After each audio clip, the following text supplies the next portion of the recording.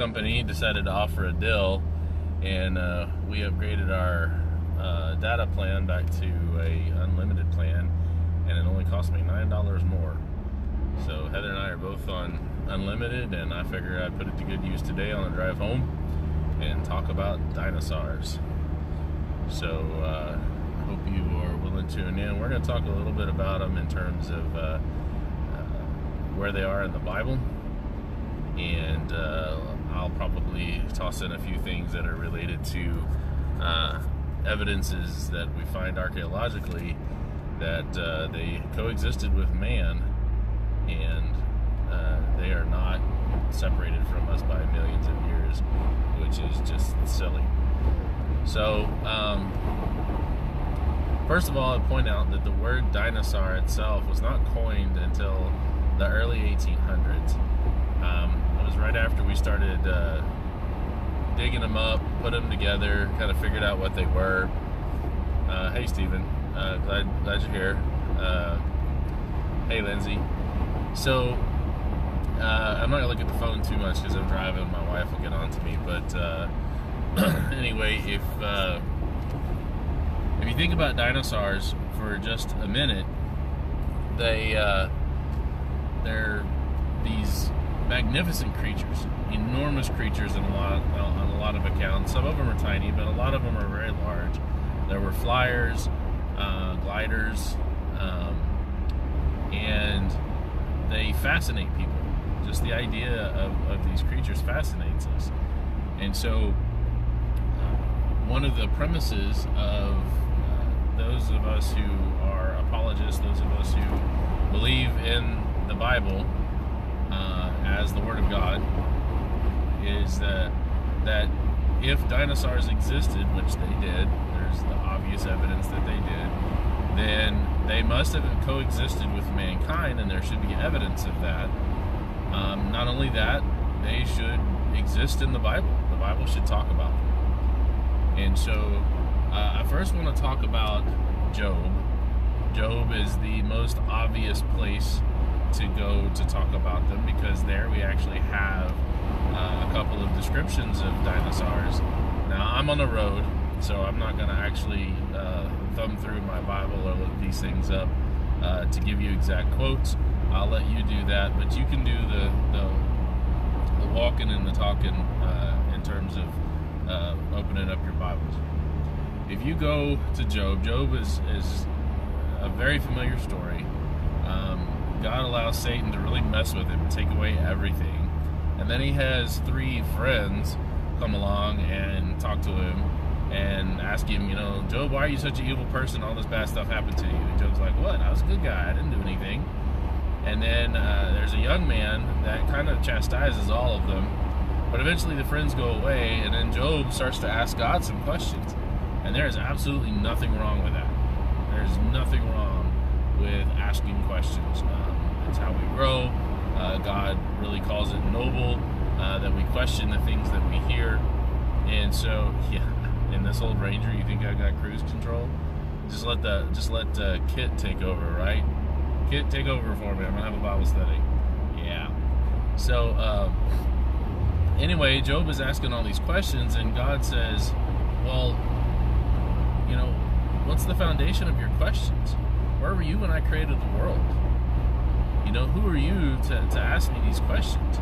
I created all these wonderful, marvelous things, and two of the things that he talks about are Behemoth and Leviathan. Now, there's a lot of people that have been, and this is very common, they try to look at that and they try to rationalize away something said in the Bible and make it pertain to us, or be from our perspective, or be about things that we know about today. And it's not a really good way to read the Bible. The Bible should not be read that way at all. And so God comes along and he describes Behemoth as this river-dwelling, just gargantuan creature. And he talks about how big it is.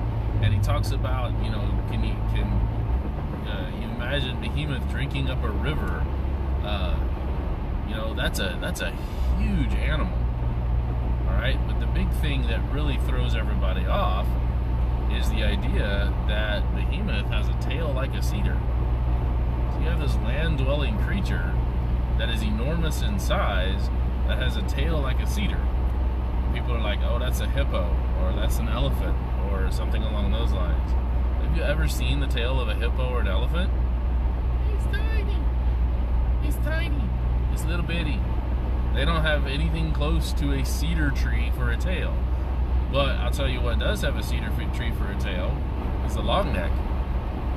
Okay, the Argentosaurus, the Brachiosaurus, all the different versions of the long neck that we read, the Apatosaurus, they're all over the place.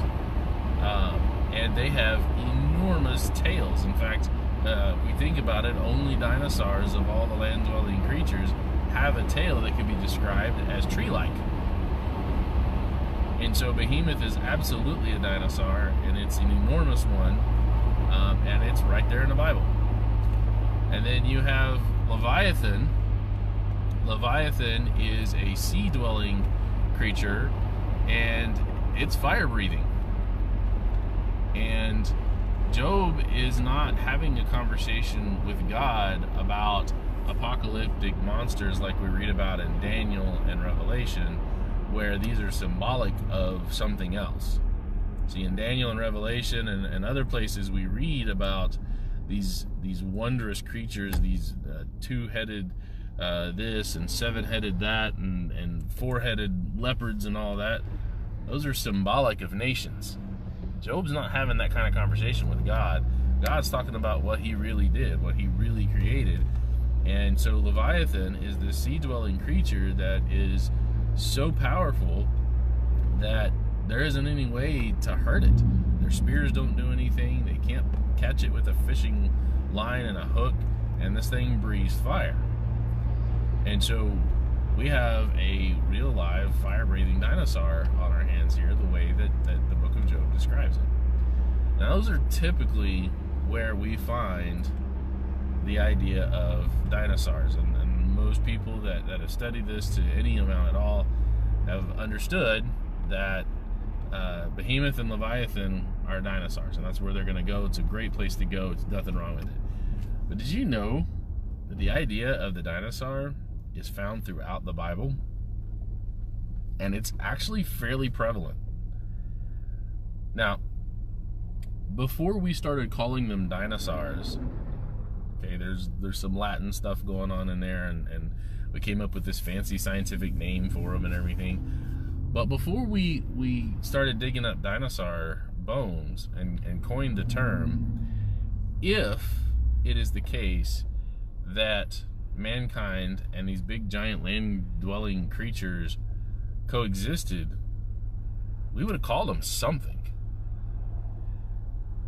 And if you look at every ancient culture in the world, Stephen's mentioning the Orient, but you know what? It's not just the Orient. It's all over the place. All of the ancient cultures of the world have stories about giant reptile-like creatures terrorizing the countryside. Some of them are domesticated. They're everywhere. But they didn't call them dinosaurs because that word wasn't around yet. So what did they call them? They had to call them something. Well, they called them dragons. This is where the idea of dragons came from, and all of the ancient cultures have stories about dragons. And people are like, well, why don't we still have dinosaurs around then? Well, who is the hero of all the stories involving dragons? It was the dragon slayer. That's right. What happened to the dinosaurs? We did. We hunted them down. We brought them to extinction. And so we don't see dinosaurs really today. Maybe, and this is a possibility. This is not. I'm not saying this is absolute, but possibility that there's a few left in the ocean. You've got 60 some odd thousand sightings of Nessie that we haven't had any for 12 years now or so, because they think that the Loch Ness monster died. The Lake Champlain monster. A few other places where thousands upon thousands of normal people have sighted some kind of long-necked water-dwelling creature. So, but that's not really evidence. That's just possibility there. But I want to go to the idea presented in the Bible, because that's what we're really here to talk about. If you look up the word serpent, there are a couple of different words that show up, and it's translated as serpent. You got one when we talk about like the serpent in the Garden of Eden, because we were just talking about Genesis 3. Hey Solomon, we're talking about dinosaurs. You look at the word there for serpent is, I think it's nakha.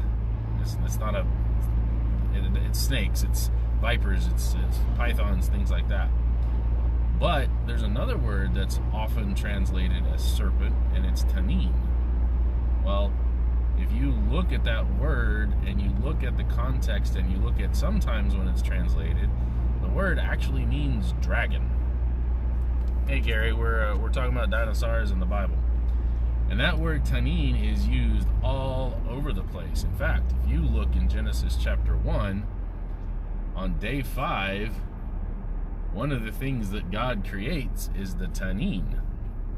And it's translated as whales, but that's not a consistent translation. We're talking about the big water-dwelling dragons, like Leviathan. And so you can connect Genesis chapter 1, day 5, to Job, where God is talking about a big, giant, water-dwelling, fire-breathing dinosaur. And if you just, like, you can go to somewhere like Blue Letter Bible, and you look up the word dragon in the Old Testament. It's got to be in Hebrew. The word in the Greek is drakon. We read that in like places like Revelation and whatnot. But if you go to the Old Testament, you look up the word dragon, or you can start there in Genesis chapter 1 and look up the word whale and use one of the Bible study tools. It's the word tanin, and then after you click on the word tanin, it'll bring up the word and tell you what it means, and then it shows all of the Bible usages, and it's all over the place. So every time you see that word tanin, and it can apply to land creatures and to sea creatures, you have this idea of a very giant reptile-like creature, like Behemoth and like Leviathan, and it will blow your mind. Like, I can't really show it here. I'm driving, I'm just talking about it, but go do it. Go look at the word usage of tanin in the Old Testament and see how often these things are talked about. It's crazy. And so the biblical evidence for the existence of these things, the coexistence of these things, is amazing.